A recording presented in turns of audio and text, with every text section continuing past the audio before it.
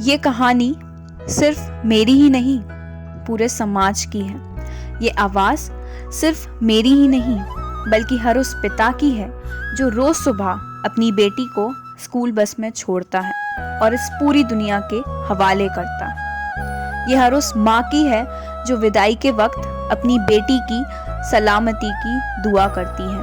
ये हर उस लड़की की है जो घर से दूर एक अलग शहर में अपना ख्याल खुद ही रखती है, और हर उस लड़की की है जो खुद से एक नई कहानी कहती है। कहानी ये नहीं कि मैं किसी से कमज़ोर हूँ, कहानी ये कि मेरी हिम्मत, मेरे ख्वाब ही बहुत हैं, कि मैं कोई कैद परिंदा नहीं, मुझे तुम्हारी इजाज़त की ज़रूरत नहीं। मैं आसमान में उड़ती एक पंछी हूँ, कि मैं अपनी बनाई एक तस्वीर हूँ, रंग भरने की इसमें तुम्हें ज़रूरत नहीं।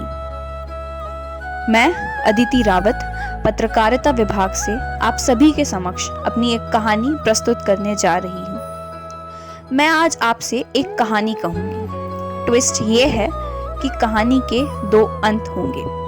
आपको उन दोनों अंत में से एक अंत चुनना होगा। शुरुआत होती है गुड़िया के पैदा होने से। लड्डू नहीं बटे, खुशियां भी लेकर वो संग नहीं आई।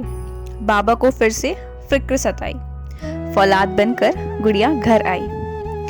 माँ ने छुपते छुपाते उसे बहुत सी लोरियां सुनाई, बहुत दुलार दिया, मगर बाबा ने उसका चेहरा कई दिन तक नहीं देखा। माँ ने चुपके से गुड़िया की एक फोटो भी खिंचाई। वो एक ही फोटो रखी है उसके कमरे के दराज में, गुड़िया के बचपन की। बेढंग सी आदतें, सावली सी सूरत, हर बात पे बाबा से सवाल करती। गुड़िया थोड़ी और बड़ी हुई तो वो स्कूल जाने लगी। स्कूल गई तो उसे पढ़ाई लिखाई कुछ समझ नहीं आती। उसको नाचना, गाना, थिरकना ये सब बेहद पसंद था, मगर बाबा ने बोला कि नाचना गाना शोभा नहीं देता लड़कियों को। माँ बात बात पर सवाल करती, पूछती, कहाँ थी तुम? वक्त का एहसास है तुम्हें? माँ बार बार सवाल करती, मगर गुड़िया कहती नाटक तो माँ कहती पढ़ाई, माँ कहती दाएं तो गुड़िया कहती बाएं। हार कर माँ ने गुड़िया को बाबा के हवाले कर दिया। अब बाबा के भी अलग सिद्धांत थे, और जिसने गुड़िया को और भी तंग कर दिया। आसमान में गुड़िया को कभी a+b का होल स्क्वायर समझ नहीं आया, मगर नाचते गाते तारे सब दिखाई देते थे, और बाबा उसे एक थप्पड़ लगाते और जमीन पर बुला लेते। कई बार तो बहुत रोती थी। फिर क्या, गुड़िया को खुशी कहीं और बाहर मिल गई। एक नया रिवाज देखा था ना उसने टीवी पर। उस वक्त आगे से बाल छोटे करने का रिवाज था। प्रिंसेस कहते थे ना उसे। तो गुड़िया ने निकाली कैंची और दिखा दी अपनी कलाकारी। तुमने बाल काटे?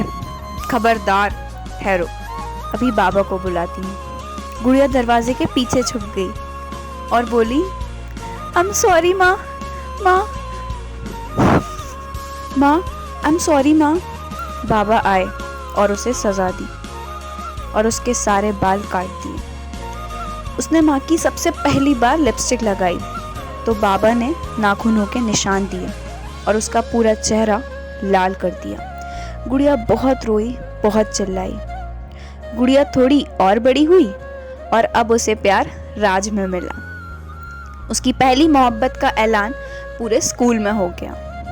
गुड़िया उससे मिलती, चिट्ठियाँ देती, इन सब से उसके चेहरे पर मुस्कान आ जाती। अभी गुड़िया को खुशियों ने छुआ ही था कि राज धोखेबाज निकला। गुड़िया ने हाथ लगाने से मना किया तो पूरे शहर में गलत सलत अफवाहों का ढिंडोरा पीट दिया। गुड़िया भागते भागते घर गई, लेकिन इससे पहले बाबा को खबर हो गई। अब ना गुड़िया घर की रही, न राज की। माँ ने उसकी एक नहीं सुनी। माँ को गुड़िया की परवाह ही नहीं थी। माँ को तो परवाह ये थी कि लोग क्या कहेंगे। बाबा ने उस रात गुड़िया को बहुत मारा, कई रातें मारा, और वह चिल्लाती रही। फिर 12वीं के इम्तिहान का वक्त आया। स्कूल छोड़ने का जिम्मा माँ ने उठाया। वह क्लासरूम से बाहर निकलती तो उसके सारे दोस्त उसका मजाक उड़ाते। गुड़िया को जवाब राज से चाहिए था कि उसने ऐसा क्यों किया। तो राज ने भी उसकी बची कुची कसर निकाल दी। बोला, तू भद्दी है, तू भद्दी है, तू बेअकल है, तू बदसूरत है। गुड़िया को लगा सब सच ही तो कहते हैं। गुड़िया ने हार कर अपनी जान ले ली। उस रात वह आईसीयू में तड़पती रही। मौत के मुंह में थी गुड़िया। मगर फिर उन दो डॉक्टरों ने भी क्या खूब की थी ना, बची कुची उसकी सहन शक्ति छल्ली कर दी। वह तो बेचारी चिल्ला भी ना सकी, क्योंकि उसके मुंह में फुट पाइप जो लगी थी ना। आखिरकार गुड़िया मर गई। हार गई गुड़िया, समाज से, राज से और खुद से हार गई वो। अब मैं आपको कहानी के दूसरे अंत में ले चलती हूँ। वह प्यासी थी, वह प्यासी, बेबस, तकलीफ में, और वो दो जानवर जिन्होंने गुड़िया को नोच खाया था। वो धुत अंधेरी रात और वह डर उसी दिन चला गया।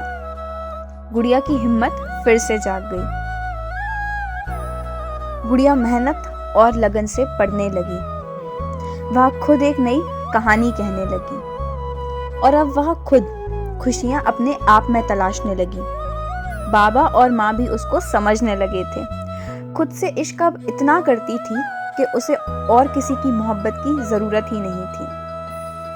क्या है ना दोस्त, ये दुनिया बड़ी अजीब है। ये तुम्हें बहुत सताएगी, सवाल उठाएगी। जब तुम अपने मुकाम पर पहुंच जाओगे तो तुम्हारे पीछे भागती आएगी। ये दुनिया है दोस्त जो तुमसे तुम्हारा ऑटोग्राफ लेने आएगी। आप सभी को राष्ट्रीय बालिका दिवस की बहुत बहुत शुभकामनाएं। जीने का उसे भी दो अधिकार, चाहिए उसे बस थोड़ा सा प्यार। जन्म से पहले ना उसे मारो, कभी तो अपने मन में विचारो। शायद वही बन जाए सहारा और डूबते को मिल जाए किनारा।